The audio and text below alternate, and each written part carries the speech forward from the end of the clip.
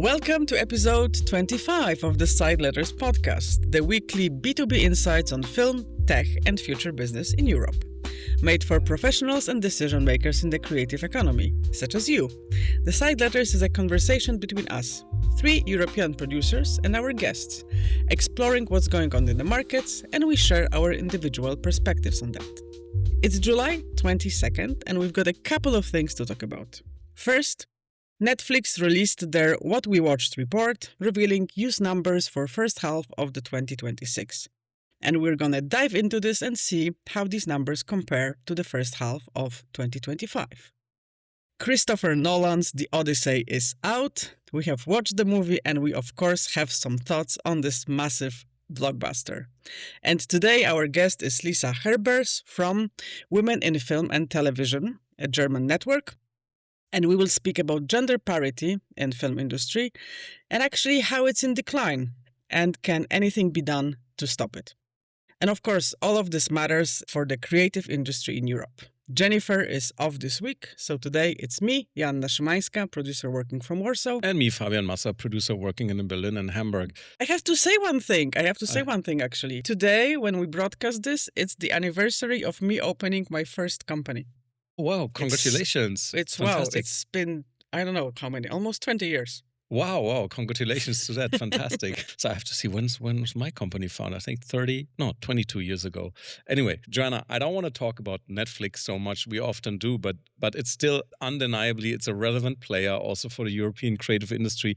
And they keep releasing numbers that are interesting. And I believe, or we believe also, that it tells something about some bigger trends here in the economy. So we have to dive into this shortly before we go to the other topics. So Netflix just released the What We Watched report, disclosing engagement numbers from the first half of 2026. And we also compared this with the numbers from the first half of 2025. Within the year, so the catalog has been growing by roughly 6% in movies and 9% in series titles.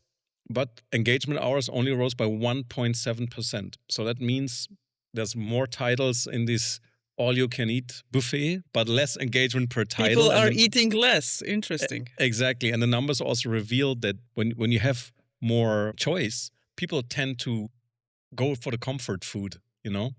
When you have more choice, they go for what they know. Yeah, and like, they want to have the pasta, and which is also a good dish. But they're having this all the time, and not refer so much to the new stuff that they put in there. So this is something that could be a dramatic shift in their business, and the promise that they made to the markets, like this infinite growth when they started. Yeah, I understand that the business has to change, that you go from growth to more consolidated business, but I think, and this is what I want to discuss with you also, I think with all that we discussed in the past episodes, also about Netflix moving into user-generated content and trying to compete with YouTube, and it's all about engagement, does that change the value proposition that Netflix made to the audience when they started, and to us producers also? What do you think? Yeah, I think that's a very good question, because, what really is their pitch to the audience these days? And because their pitch to the market for many years was like, we are this behemoth overtaking the audiovisual entertainment, but the numbers don't show that anymore. And what is their pitch to the audience? I mean, when we were preparing this, I did some research, because this is going to be in the nostalgia veteran mode. I was there in 2015 in Cannes when Ted Sarandos was in this screening room in Cinema Lumière, and he was telling us, the eager European industry, how great Netflix will be, because they will be the home of great films and they are the service cinephiles of the world we're waiting for. And that was 11 years ago, if I remember correctly. And I think they have really transformed from this, we bring you great stories, to, well, you can spend infinite amount of time on our platform, And the story angle is no longer there that much. I think you can even hear it in the language of the press releases that I'm reading, for lack of better things to do. for the sake of my PhD as well, that the language that Netflix describes itself has really evolved from we have great films to we sort of solve entertainment problem issues. We are this one stop for whatever you want. Just log into Netflix, it's there. It's like, Facebook became the social network and everybody got connected through Facebook. And now if you want to see something, go to Netflix. But I think that promise is actually overselling, because exactly when you look at the top charts of what is being watched, the old shows, the licensed shows are still super, super high. And the new shows are not generating that much engagement. And what's more, they are also losing audiences in their, subsequent seasons 2. And if they are lucky to get season 3, that viewership drops even further. So I think audiences are getting more and more kind of confused with what Netflix actually has to offer. I mean, HBO used to have this, before it got merged into whatever it is right now, but HBO had this distinctive quality, only on HBO. You knew that if you wanted something edgy, something groundbreaking, you tune in HBO and the show you will see there, will make your jaw drop. Now I don't see that. I don't see that really. I don't know. What's your take on this? Yeah, I think on one hand, it's kind of natural that the business model changes when you enter a market. You have to be like very bold. You have to be very innovative. You have to you want to disrupt anything. You want to disrupt viewing behavior. You want to become a player in the market. And I respect that. And even though the numbers are showing that they're not growing, it's still massive numbers. It's 100 billion watched hours almost. It's still a massive. If you're so big, you cannot grow so fast anymore. I mean, that's a natural thing. I mean, come on, the whole dream of growing indefinitely. I mean, so it's like there's a ceiling somehow, and but I think what Netflix hasn't found yet is and actually I want Netflix to be prosperous, because it's like I want the old Netflix back when they are bold, when they try something new, and I want to encourage them right now, because going the mediocre path that I have the feeling that they were going so much in the past years and is increasingly going that way. I think it's the wrong path. I think they have to reinvent themselves at some point to fill that void, and I think they haven't found it yet. I think they wanted to do it with buying Warner's. That didn't work out. That would have led to a new, let's say, business, including cinema. I mean, I don't know. I mean, they promised some stuff. I don't know if they would kept that promise, but at least it would be something else. That didn't work out. So now they turn to the other side. They turn to the YouTube kind of side. And I'm not sure if that's going to work out, because YouTube is too strong. Yeah, I know, but Fabian, I think this is us talking from our kind of narrow cinephile perspective. I mean, because we are both cinephiles in our core, and we want, to make content that is resonating, that is, broadcasted or screened. I do believe we both feel that for certain projects, cinema is the default kind of window to be exploited, etc. And I think they are in a completely different competition. When you read this report for the stakeholders, you find that they are not comparing themselves to studios. They are showing as competition these big technological conglomerates, Meta, Alphabet. I mean, they are not even positioning themselves in their business prospect as an entertainment producer. They're comparing with sleep. Yeah, they are exactly. They are there to have our attention. They are in the attention kind of economy. And this is what their growth is. And I do regret that as a producer and as a viewer as well, because I do believe that what gave them this leadership position was that the certain boldness of, bringing House of Cards, like, it was an almost auteur kind of series, even though it was a remake and it was made based on an IP, etc., etc. But their use of data, their use of distribution strategies, that felt so fresh, and now it feels in a bit rotten, if you know what I mean. It's like they are not trying to bring the best of entertainment. They are trying to bring the whatever you want kind of entertainment, which I think is a strong diversion from this early kind of strong curatorial line. Even if that curatorial line at that time was still based on data, was still based on kind of trying to extrapolate what was the most kind of interesting director, what was the most rented genre, and then mixing it up to create House of Cards. So I think that they sort of, I don't know, they dissolved their DNA for the sake of making shitloads of money. I totally agree. I mean, that's the value proposition. When I'm coming back to the beginning, that has changed. The value proposition was I pay, I don't know, 10 euros to 13 euros a month, and I get all these bingeable series, great series that are entertaining and surprising. And I think they overuse this data thing to optimize everything. And the surprises are hard to find right now. And when they are not surprised the audience, they turn maybe the other way. But does that leave open maybe? And I want to ask you that, is there a platform that's still surprising? I mean, I'm not talking only about cinephiles. I'm talking also about the average audience that want to be surprised. Is there a platform that still has that promise? I don't really know. I mean, if HBO maybe? When it comes back and when it's resurgent, I don't know. I think HBO is really lost in the. I'm mourning the loss of HBO, really. And movie is too much niche, right? Yeah, movie is like the niche of niches. I would say that Apple is for me surprising, and it's delivering the shows that I really enjoy or they enjoyed the most in the last couple of years, because point. They also, again, for them, film production is a side note, is a side business. They want to offer something. They don't see, I think, Apple as a platform that they want to develop and grow in terms of making it a standalone kind of studio.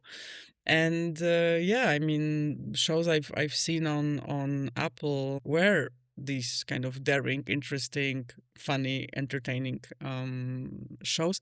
And also it feels that the shows there are curated. Like, it's not, you can have whatever. It's not like this warehouse, like this Chinese warehouse, where you enter and you have lines and lines and lines of stuff you can buy. It's actually a boutique store.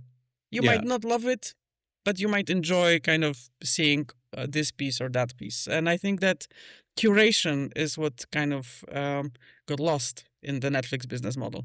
But I think there's a distinction on Apple. I agree with you, but I think there's a distinction between what they do in America and the UK and what they do in non-English markets. Because we had a meeting with them when they started their German office. And I don't want to go too much into detail, but it was pretty much, the briefing was, think big, think like Apple, think like this super quality, big budget, I don't know, if you want to make Bridge of Spies by Steven Spielberg, that's the thing that we want to have from Germany, and come with that, And we said, okay, I mean, it's a clear strategy, it's fine. But then they released the first German series, and I was totally disappointed because it was just not that, It was just like, it felt a bit like what I get on the other TV channels. It was kind of like meant to be a dark comedy, but it was not funny to my point. But anyway, did they produce anything in Poland? Apple? No, I think they bought.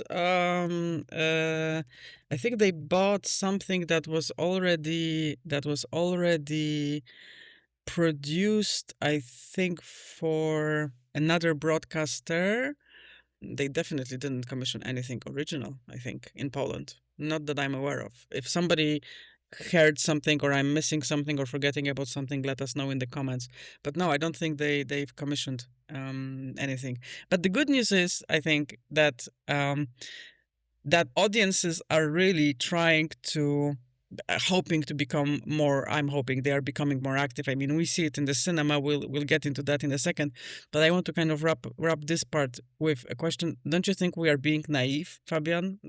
Do you think that the quality actually sells and makes money? Because this is the core question. Like, I feel whenever I'm pledging this, I'm making this call to the executives, are definitely listening to this podcast, of course, to be more daring and to commission stuff that is edgier, that is kind of encouraging and groundbreaking. Don't you think that we are being naive? I mean, maybe the money is made within this kind of mass standardized storytelling that doesn't stand out in any way. Maybe that's where the pot of gold is. Yeah, I believe the audience want to have a diverse program with this comfort food, which is not daring, which is just gives you what you want. But here and there, they want to have really surprises. And I want to bring up another player before we move to the next thing. And maybe that's a transition also to companies who are active in cinema. I was surprised about Prime, actually, even the German office.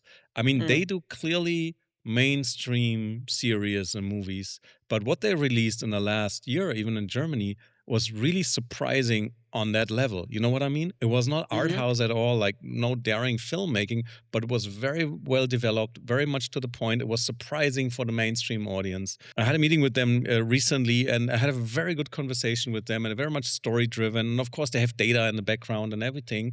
But I think Prime is totally underestimated. And they had Project Hail Interesting. Mary in the movies, so they have Yeah. also very diverse business. They made the tank, the tank movie Yeah, is also Amazon was amazing. already releasing some films in the cinema, and they seem to be kind of respecting the Yeah, old ways, which I mean 2019, right? It's not like it's ancient times. They are respecting the old ways when it comes to cinema releases. Who knows? Maybe let's see how this develops. I mean, the streaming wars are over with Netflix clearly winning, but also let's not forget that this is only a phase. This is only a phase, because when you look at the pricing of Netflix, for example, how it increased in the last 10 years, I think it tripled. yeah, And now for the basic price, you get commercials, etc. So the quality is diluting. And I feel that once audiences were given the freedom to choose, they will choose, and then they will go back to cinemas. As in our next topic, which is yes. the Odyssey. Oh my God, yeah. We Wow. both seen it. So you go Yes. first. Where did you see it, Joanna? Oh my God, I had such a strong FOMO that I will not be the one in the first one to see it, that I literally bought a ticket to IMAX Sunday morning screening, and I was watching this film from the first row. So it was truly, truly immersive experience. And I mean, wow, I was blown away. I really was blown away on so many levels by this film. But maybe numbers are out there. Everybody probably heard them. But let's just say the opening weekend, over 260 million of worldwide box office. So basically the costs of the production are already recouped. And now they are recouping the marketing costs, and then it probably will go and break all the records for Nolan and for the summer movie and for whatever benchmark you wanna have. There was this whole technical hype around it, of course. IMAX, 70 millimeter, etc. I did a little calculation. The costs of stock, if you calculate how much they've spent on how many meters of film they shot and the cost of stock, the cost of stock only for this film was $3 million. So Yeah. so it's an It's epic, 1% of the yes, budget. it's an epic story. But let's talk about the film, because we don't really, I feel as producers, we very rarely talk about the joy of watching films. So let's have this little segment. Did we enjoy it? I did. Did you enjoy it? Yeah, very much, very much. I saw it yesterday, not in an IMAX. I was in the International Cinema here in Berlin, which is a huge cinema, so it's a huge screen and great sound, and it was packed on a Monday evening. Usually, the Monday evenings at the International are for the gay audience. They call it Mon-gay, and I was thinking, Wow. yeah, I need to come to one of those. is there a gay community angle to Odyssey? I mean, maybe, the Odyssey, maybe not. I can understand. I can understand. And antiquity, it's... And they're pretty agnostic about it, but I think this is such a blockbuster that the usual Monday queer movie that they put there, they just cancel that screening and put the Odyssey day, and the audience was pretty much like the Berlin, yet everything, from Greek teachers and Latin teachers. There was one guy sitting behind us, and he was like, in the beginning he was commenting every shot and say, this is this person and this is that. I said, come on guy, man, but why don't you shut up? You don't need to explain everything. He was like this teacher kind of guy, but then you had these young hipsters there. Anyway, the place was packed until the first row on a Monday evening, and you rarely have that. Yeah. And I really enjoyed it. I know it's a lot to process. It has so many levels. What I found interesting, actually, in hindsight, is what I realized about Nolan's movies. And I have the same impression with Spielberg. These are all like great directors, and I totally understand that story, the everything, how the characters make decisions, and it's so well done. But they cannot do really emotions such as love. When Odyssey comes back to his wife, and it's meant to be emotional, and they have this longing and stuff like that. It's all there. It's in the narration. It's not bad. It's greatly done, but it never jerks a tear. When I watch Disney movies with my kids, I'm crying all the time. Maybe Nolan cannot do it, or he does not want to do it. Yeah. I mean, there was so many things that I loved about this film. I mean, being a sailor, I enjoyed, even though the sequences. You're a sailor.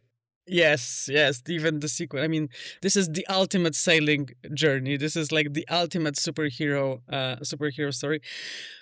And yes, of course, I mean, we can share 2 links to very, very interesting podcasts that discuss the artistic quality of the film, and we encourage you guys to listen to them because they are, one is from the Daily, from the New York Times, another from the New Yorker, when the critics discuss the kind of cultural resonance of this film, and it's very, very interesting, very entertaining, and gives a lot of context.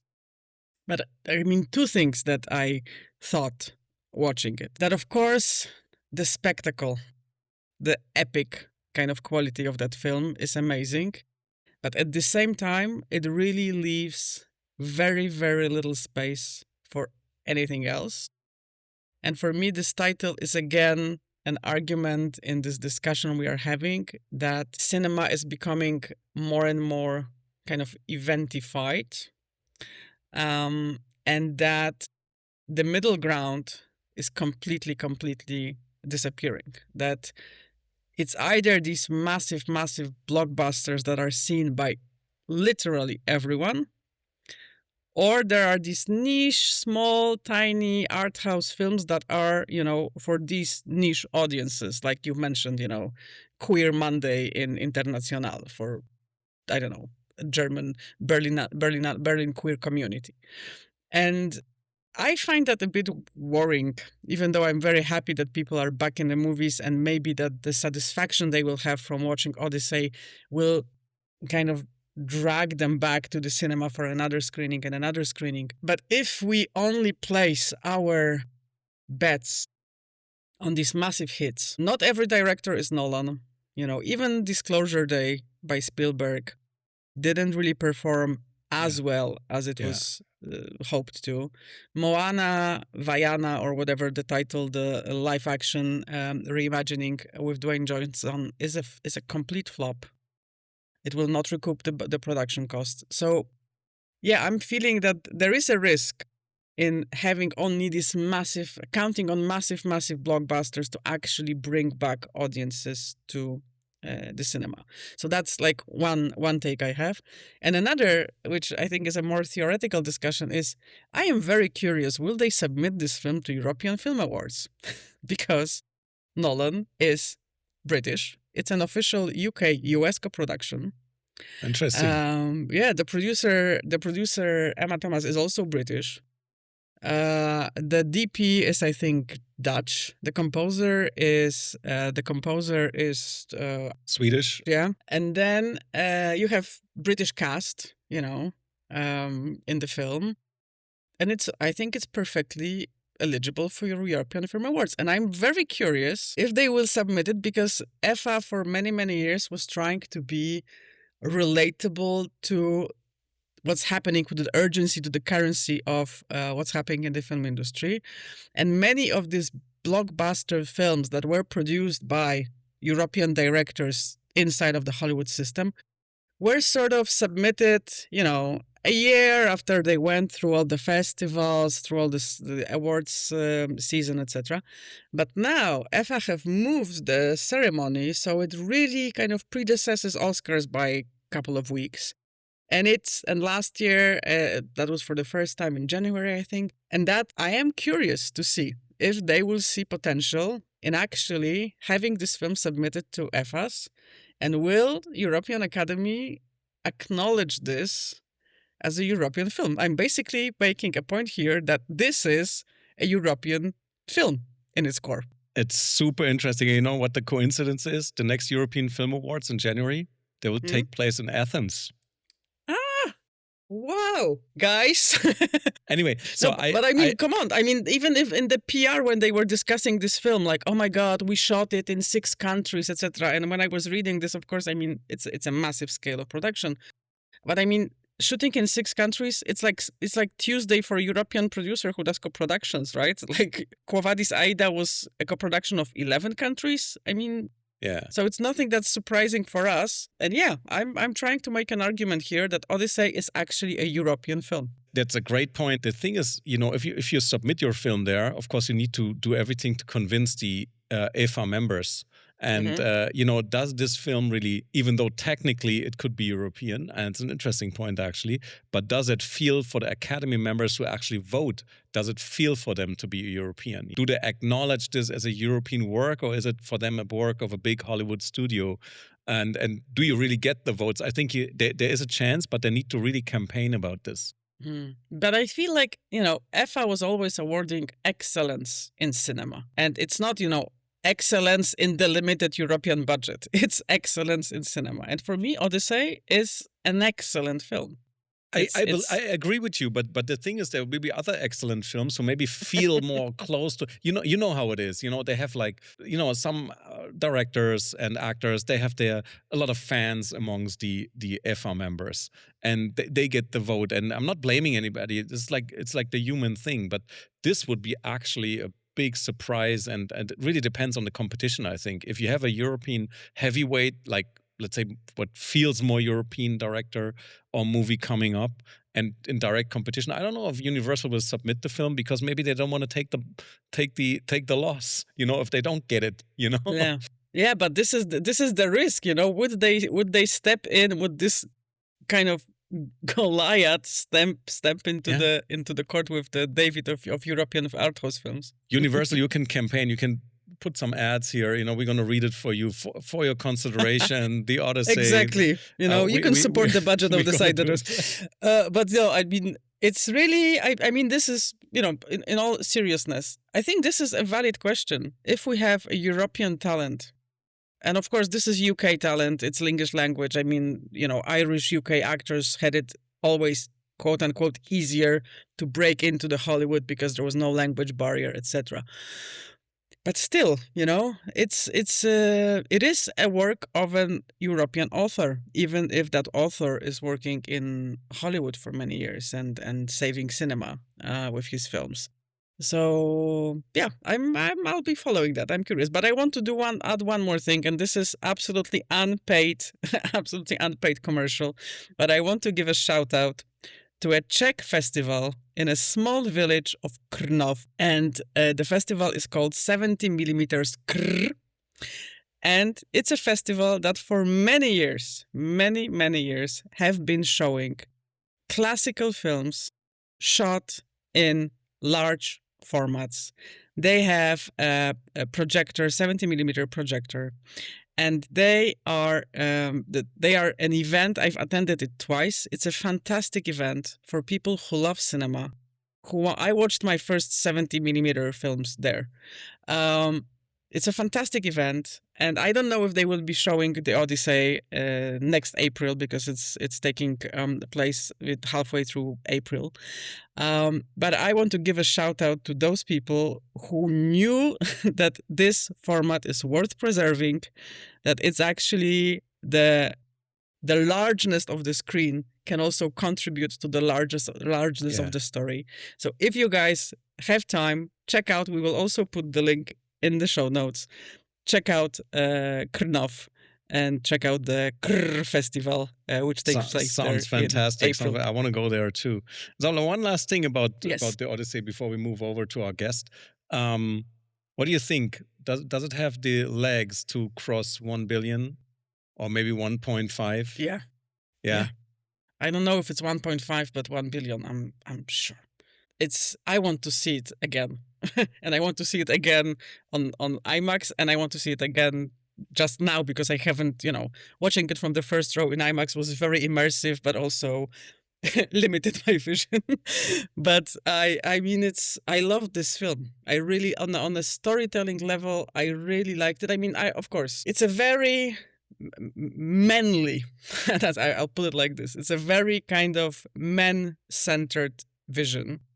And what you said about romance and what you said about, and I think it nicely kind of links us to the female characters and the women in the industry in general, that of course it lacks this, again, this kind of groundbreaking approach. I mean, it's nothing like a novel called Circe, about one of the characters in the Odyssey.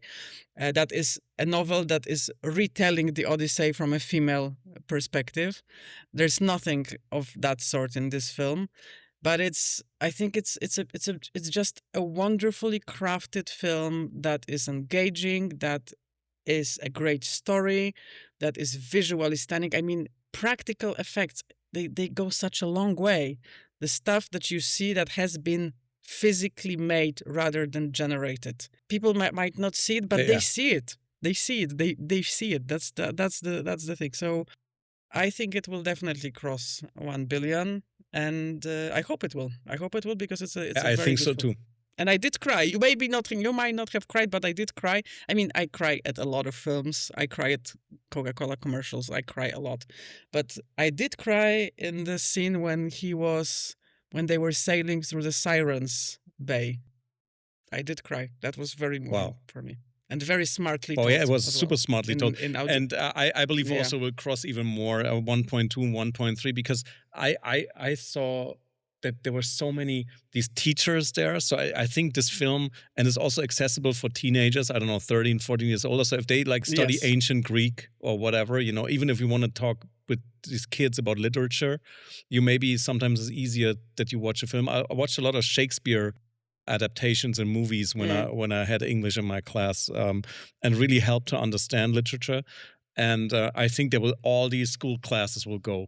And it's like, I mean, there's a lot of violence and fighting, but it's not so graphic. So actually, it's accessible. And I think this will add up to the numbers also. And I would love to see how the numbers of sales of the Odyssey, the poem, the book, will they increase? Because I felt like, I should probably revisit that, because when I was in high school, I didn't study Greek, I studied Latin. So we were reading Aeneid, the Roman version of the Odyssey. But I was like, maybe I should revisit that. Maybe I should actually read it.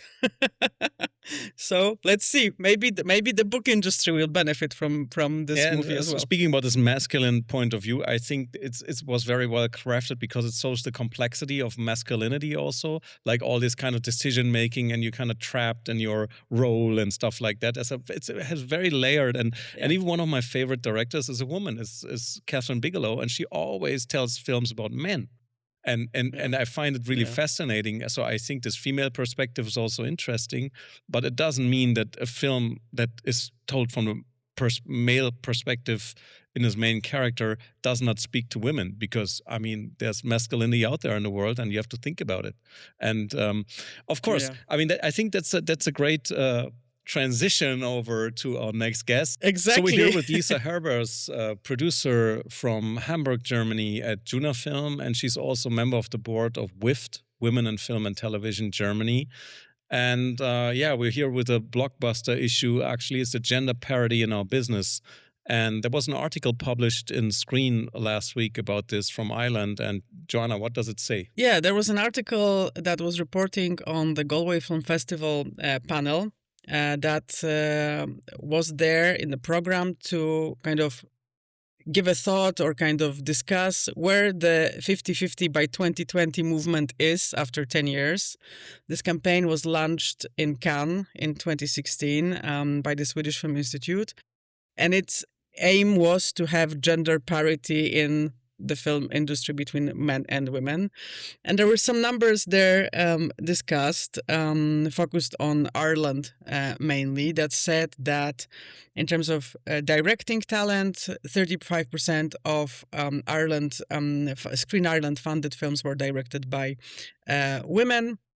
But the budgets were not maybe matching up with the male talents, and then of course in terms of producers, the producers seem to be a female-dominated field.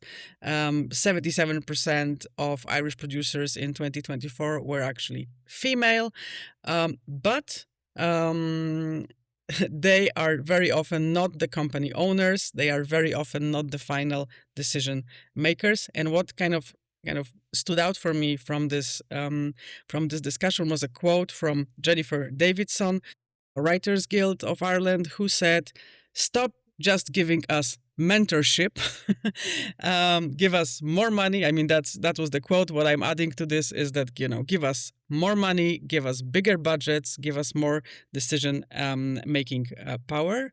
And what also is very worrying from this report is that it shows that the numbers are actually declining. When you look at UK, it seems like the tide of gender parity is going backwards. That there are less films being directed by women, and we are only talking about directing, not even mentioning other talents involved in film. So, Lisa, you've been with this theme for a long time. How does this look like from your perspective? Yes, I can only agree that we are looking at the numbers, and we also find that the trend, unfortunately, is actually going backwards rather than forwards, and we are still quite far away from our dream of 50-50. Actually, if you look at the German numbers in directing, there was quite a sharp decline from 2020, like the 2022, 2024, it was always around 30%, and in 2025, it was back to only 25.5% female directors, which is almost back to the same level as in 2013. And when you look at higher budgets, that decline gets even steeper, where in 2023, 32% of the higher budget films were directed by women, and in 2024, it was only 5.6%. Well, 2016, the initiative of 50-50 by 2020 is started, and it becomes a thing. I mean, it's the wave of post-Me Too, female empowerment. There is this discussion in the media, in the industry about the role of women. But now the feeling seems to be like it has kind of fizzled out, like that's no longer a topic. And maybe you can tell our listeners what is WIFT doing and how long you guys have been in the market to actually oversee the female role in our industry, because you don't seem to be a passing fashion. No. as an I think organization. we would like to be a passing fashion. If this was no longer an issue, that would be amazing. But we've been at it for quite a while now, and there's still a lot of work to do.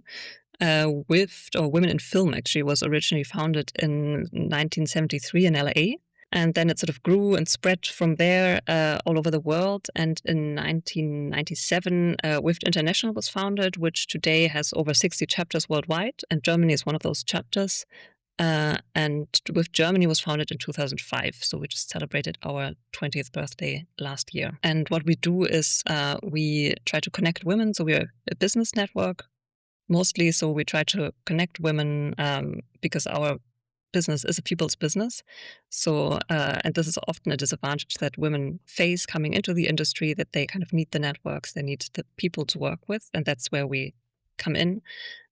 We also do panel discussions, try to stay on top of the numbers, and we're working on building up a workshop program as well. This is amazing work, and I think this is super important also to bring our industry forward. And but I want to ask you something.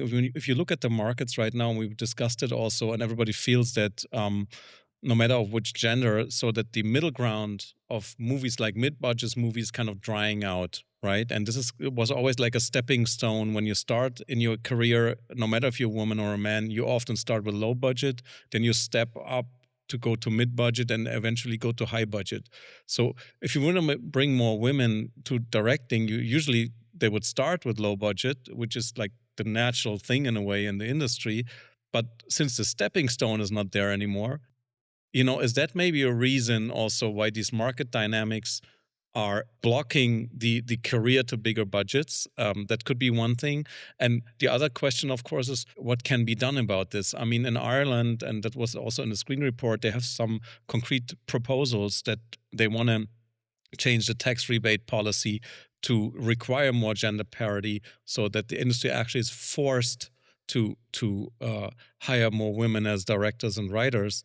Is there something like in Germany, we have the same thing, right? The middle ground is drying out. It's still there, but there's much more competition there. What can be done here? What do you think? Yes, I think like it's exactly like you say, there's sort of the stepping stone is missing, and as there's already more men in the higher budget categories, especially now if that the economy is struggling a bit more, then people tend to go with what they presume is the safer option, which they think is the more experienced male director, perhaps. And I think that's a narrative we need to challenge, because if you look at the numbers, it's not true. Films by women, if you look at Metacritic studies and so on, they're not perceived any worse than men. Actually, they're perceived at pretty much the same level. And films by women of color are actually even perceived better overall. So I think we try to challenge this narrative that it's a risk hiring a woman. And of course, it's also about sort of trying to find ways for women to be retained in the industry, not just because at the film school levels, we often have quite a lot of women coming in. But then there's a number of factors that sort of contribute to them not staying on and not getting up to the bigger budget. What do you say to them? I mean, in the industry, for example, if you have a big budget, it's all driven by the financiers who take a big risk. Then you have the insurance companies in the back. They're also like, look at the numbers. Does this person really have the power to handle such a big budget film? It's a lot of risk.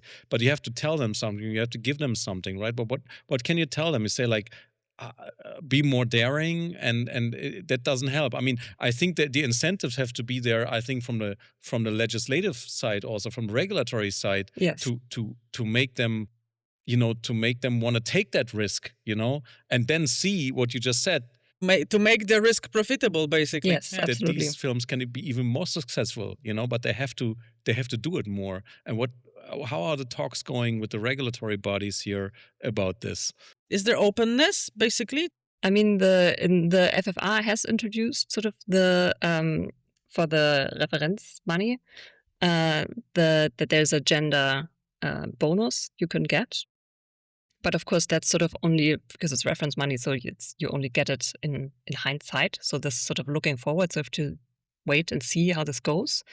And what's already quite good is that the funding boards are usually in their boards, they have an equal number of male and female representatives. That's something that on the private side and on the TV station side is often not yet the case, that we have to have more females in decision-making positions.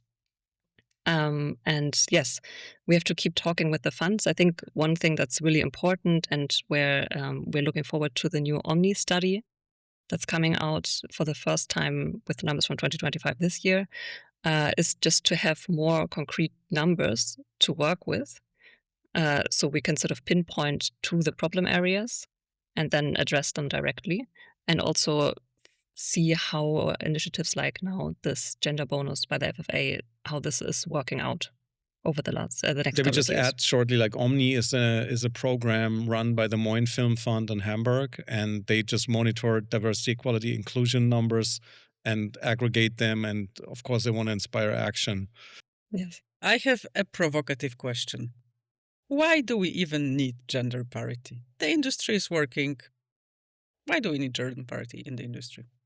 Do we need it? I absolutely think we need it, because the industry, especially the film industry, it has quite a big impact on society and how society sees the world around them.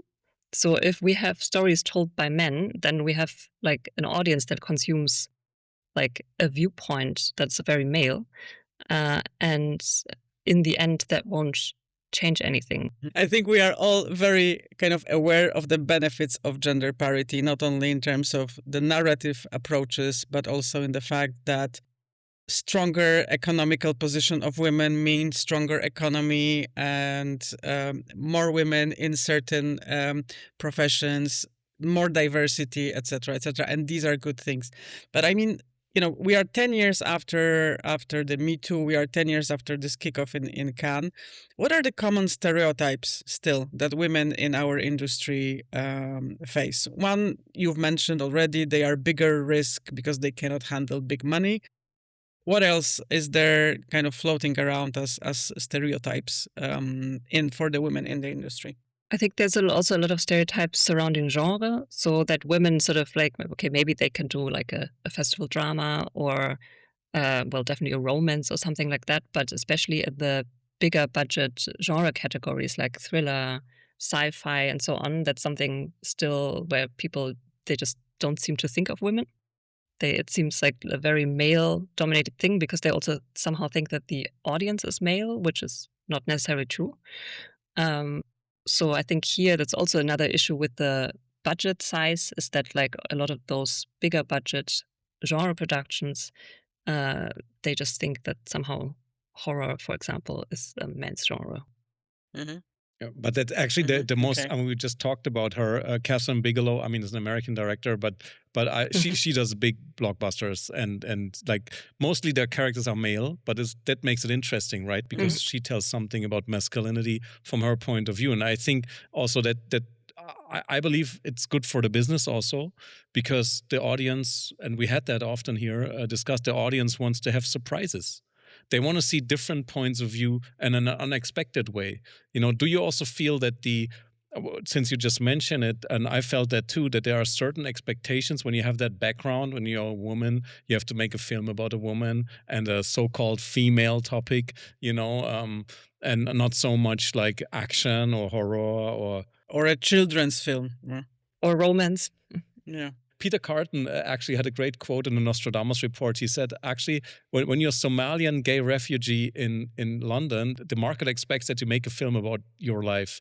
But actually, if you want to make a film about a man-eating shark, you don't get it financed, But actually, Peter said, but that's the film that he wants to see. He wants to see the man-eating shark shot by this Somalian refugee.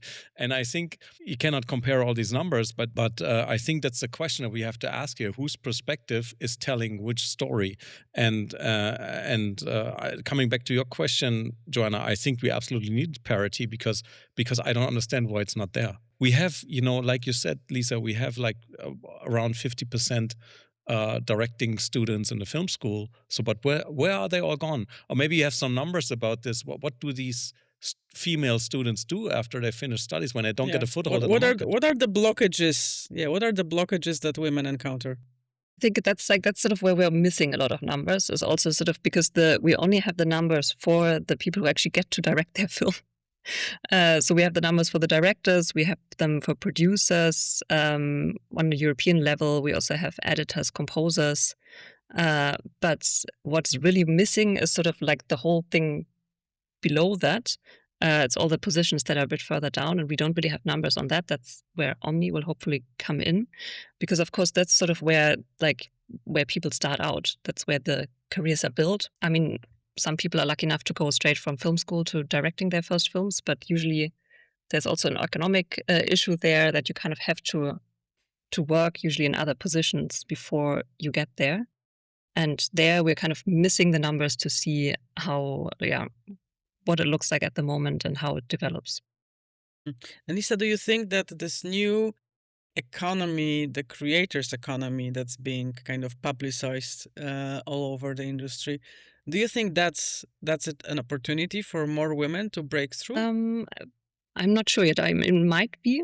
I think you talked about it last episode, that with the whole creators' economy, it's a little bit the algorithm decides who's being watched and who decides the algorithm. It's mostly then, again, the people at the top of those companies, who are mostly men again. mostly white men, I should say. So this, I think it can be a chance for some people, but at some point they're kind of hitting the same or similar barriers. So are there any positive signals you're observing from your position as a producer and within the organization you're with? Are there any positive initiatives that we can maybe highlight to give as a positive example? One positive is that maybe people are starting to see that this is a problem once again, a little bit more, like looking at the numbers. And we can see it in our network that we've been growing a lot over the last 2 years, and we're still growing a lot.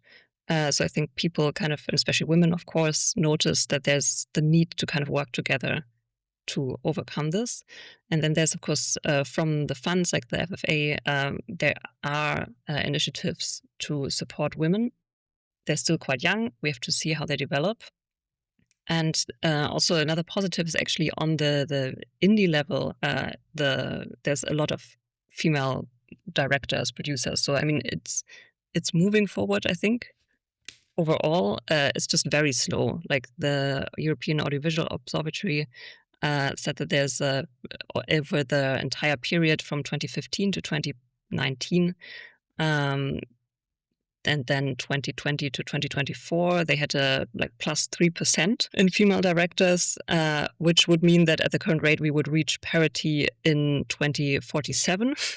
So, I mean, it's not great, but at least the direction overall there is still positive. Yeah, I have one last question. Actually, I've just looked at my slate in my head as you were talking. All my films are with female directors these days, so women supporting women.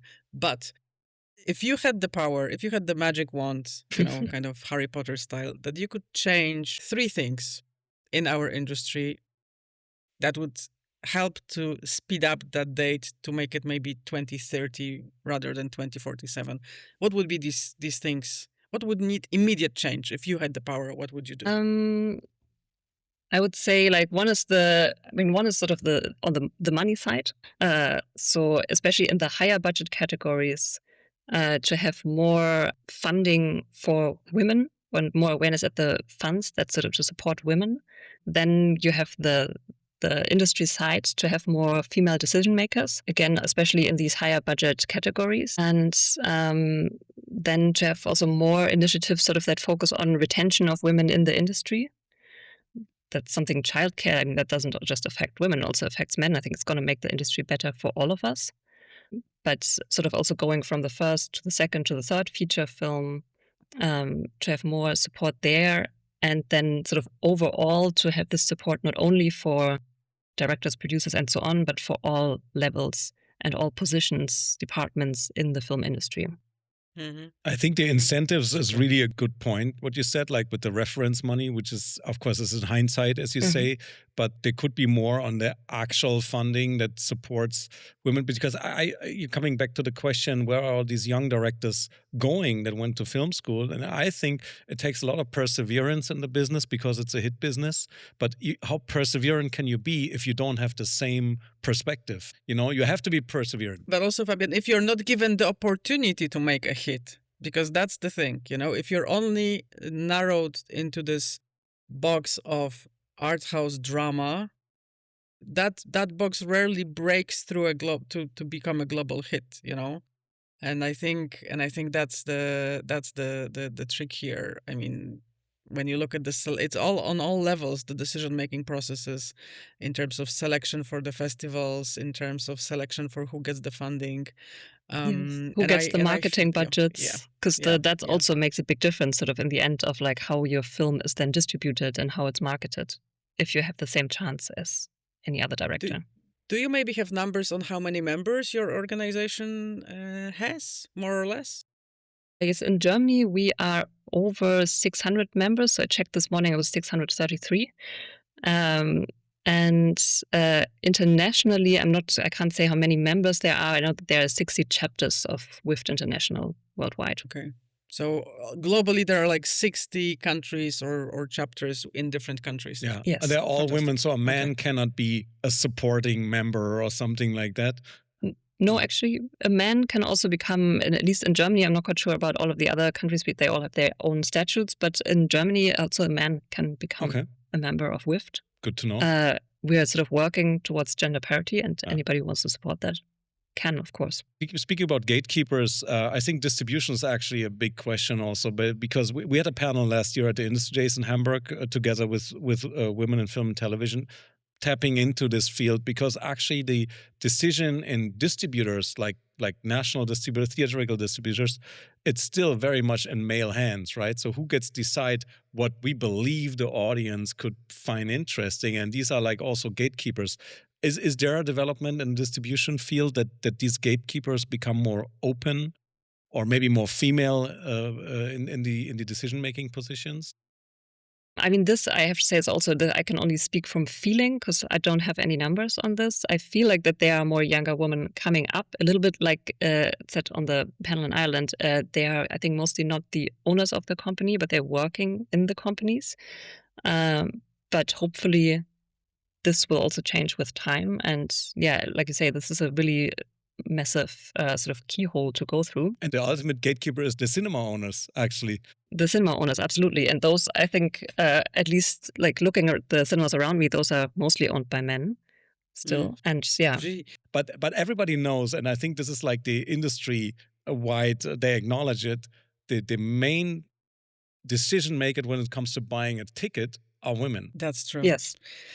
And I think this is something that should be highlighted, because we don't speak about it enough, that economical power when it comes to choosing films is with women.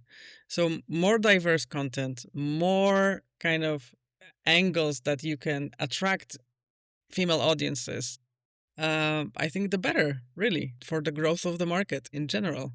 I mean, that's how I would frame it, that we as women have to believe that we actually have economic power, and as audiences maybe also step up and choose films directed by women. We didn't even touch the whole 50-50 was not only about directing, it was about entire crew, people above and below the line equally. I think there's still a lot to be done there. But I think this economical power that is within women is super, super strong. I will use the case of female football that I'm a fan of. When you see how it grew in the last 5-7 years, and when you go to the games, it's mainly women and families watching the games. So, guys, take notice of women. There's a chance here, yes. So one last thing, Lisa. So what are the next steps? What are you working on concretely right now with WIFT? Are there any hearings in the industry? Is there something that you can reveal, or is that still happening behind closed doors? So what we're working on, what I can reveal, is sort of we are building up a workshop program for women to also do more in the education part. And then there are several discussions that, I can't really speak about yet. But also we have lots of interesting events coming up, especially at the Film Fest Hamburg as well. And of course, our usual networking events. So anybody's welcome to join us. You can have a look at our website. We have a newsletter as well. WIFT International also has a newsletter. We're going to link it in the show notes as well. And, this goes out to all the listeners, and also men. You can become a member, at least in Germany, maybe also in your country. And I think you need much more support for this cause. I think it's super important. Thank you so much, Lisa. And thank you for doing all this work. Thank you, Lisa. And yes, don't give up. We won't. Thank you for having me. Okay, that's it for today. Thanks to Lisa Herbert and to my co-host Joanna Szymanska, and shout-outs to Jennifer Saba-Imagine, wherever you are. Make sure you follow our community on LinkedIn. That's simply the side letters. And see you next Wednesday, when we will be back with B2B insights on the creative industries in Europe.